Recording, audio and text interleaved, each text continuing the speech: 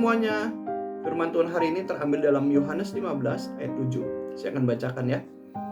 Jikalau kamu tinggal di dalam aku dan firman-Ku tinggal di dalam kamu, mintalah apa saja yang kamu kehendaki dan kamu akan menerimanya. Ketika mendengar ayat ini, biasanya itu banyak orang-orang yang langsung berpikir, wah mau minta apa ya? Gitu. Langsung fokus kepada kalimat kedua, mintalah apa saja yang kamu kehendaki dan kamu akan menerimanya. Atasnya suka lupa gitu. Jikalau kamu tinggal di dalam aku dan firman-Ku tinggal di dalam kamu. Itu tuh sebenarnya ayat ini itu berbicara seperti, saya teringat waktu saya kecil, itu pernah dibilang, kalau kamu dapat nilai 100, nanti mama akan belikan makanan apapun yang kamu mau, yang kamu suka. Nah, saya akan diberikan makanan yang saya mau dan saya suka. Kalau apa? Kalau nilainya 100, betul. Nah, jadi yang harus dipikirkan gimana dapat 100-nya dulu kan. Di sini harus kita pikirkan itu gimana kita tinggal di dalam Tuhan dan firman Tuhan di dalam kita. Itu dulu fokus kita. Kata tinggal di sini dia menggunakan kata meno. Kalau di situ ditulisnya menete dengan akar kata meno. Apa sih meno itu? Meno itu artinya tidak berpindah, tidak bergerak, tidak beranjak. Jadi tetap, menetap, tidak tergoyahkan itu meno. Nah, kalau kita lihat di KJV itu dia menggunakan kata abide. Jadi dalam bahasa Inggrisnya diartikan ke abide. Abide itu bisa tinggal, bisa patuh. Nah, kalau kita melihat dalam ayat ini, kata meno di sini itu berarti kita tinggal mematuhi firman Tuhan, mematuhi Tuhan, dan tetap tinggal, tetap patuh gitu. Jadi kalau di sini bilang, jikalau kamu patuh dan tetap patuh, maksudnya tetap tidak tergoyahkan kepatuhan kita kepada Tuhan, dan firman-Nya tetap di dalam kita dan kita mematuhi semua firman Tuhan, baru mintalah apa saja yang kamu kehendaki maka kamu akan menerimanya. Kenapa begitu? Seseorang bisa mengemudi di seluruh jalan Indonesia dengan memiliki surat izin mengemudi. Jadi orang yang punya SIM baru bisa dia mengemudi gitu. Nah, jadi harus punya SIM-nya dulu baru bisa mengemudinya. Nah, kita di sini harus tinggal dulu di dalam firman di dalam kita, baru kita bisa minta apa saja dan kita akan menerimanya. Kenapa itu bisa terjadi? Karena ketika firman Tuhan di dalam kita dan kita tinggal di dalam Tuhan secara konsisten, itu berarti kita sudah memiliki iman yang dewasa.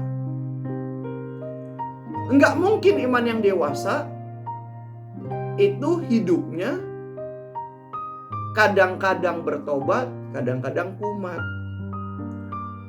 Orang yang hidupnya kadang-kadang kumat, kadang-kadang tobat, pasti imannya nggak dewasa. Imannya masih kanak-kanak, maunya menyenangkan diri sendiri. Tapi iman yang dewasa adalah yang dicari, itu adalah perkenanan Tuhan. Yang dicari bagaimana saya menyenangkan Tuhan. Apapun yang dia lakukan tujuannya untuk Tuhan. Nah, kita lihat di dalam Yakobus 4 ayat 3-4, saya akan bacakan. Atau kamu berdoa juga tetapi kamu tidak menerima apa-apa karena kamu salah berdoa. Sebab yang kamu minta itu hendak kamu habiskan untuk memuaskan hawa nafsumu.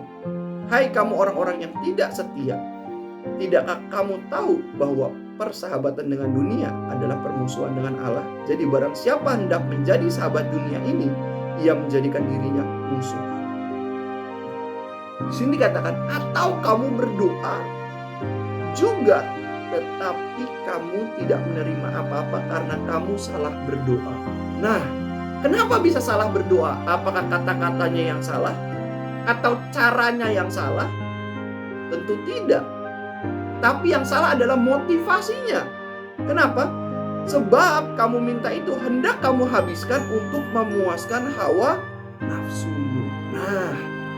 Motivasi yang salah ini menyebabkan doanya jadi salah. Kenapa bisa punya motivasi yang salah? Karena dia tidak tinggal tetap di dalam Tuhan dan firman Tuhan tidak tetap di dalam dia. Makanya ayat 4 dikatakan, hai kamu orang-orang yang tidak setia. Orang yang tetap, tinggal tetap, pasti setia. Kenapa bisa dibilang tidak setia? Karena dia tidak tetap. Tidak setia untuk melayani hati Tuhan, perasaan Tuhan. Hari ini kita mau belajar. Kita harus meno di dalam Tuhan. Tinggal dan tinggalnya tetap. Nah, ini tidak bisa dilakukan secara singkat. Ini perlu proses yang namanya proses pendewasaan iman. Jadi untuk bisa tinggal tetap, kita perlu berjuang. Menaati firman Tuhan gak bisa sehari, 2 hari. Kalau cuma sehari, 2 hari, namanya nginep. Tapi kalau tinggal tetap, itu selama-lamanya. Gak bisa kita sebulan ini, saya ikut Tuhan, bulan depan kembali kumat. Nanti bulan depannya tobat lagi, nanti kumat lagi. Gak bisa. Yang namanya tinggal tetap itu selama-lamanya dan konsisten. Nah, ini yang buat jadi berat konsisten ini. Tinggal tetapnya ini. Ketika kita tinggal tetap, maka iman kita dewasa, pikiran kita dan perasaan kita semakin serupa dengan pikiran dan perasaan Kristus.